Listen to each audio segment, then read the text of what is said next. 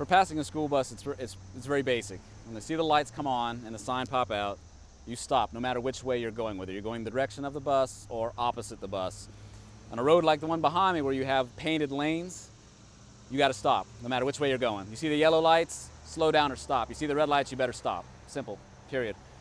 On a road like Braddock Road or maybe parts of Old Dominion Road over here in McLean where there's a raised concrete divider, or even the Fairfax County Parkway where there's grass median, that is kind of an exception. At those points, you don't have to stop because they're on that other side of the road, so you would only have to stop if you're going the same direction as the bus. One of the biggest things is parents who want to get to the school quicker and they cross over the intersection.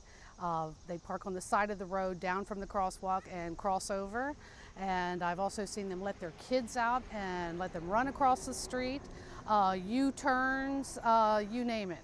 Like I said, I've been there 25 years and I've seen all kinds of dangerous situations.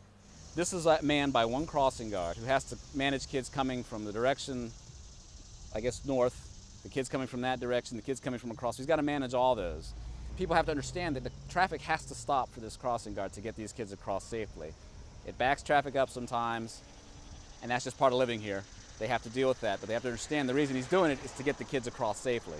So when you have an intersection like this or any other and the crossing guard steps out into that intersection, he becomes the light, he becomes the man or the woman. They are in control.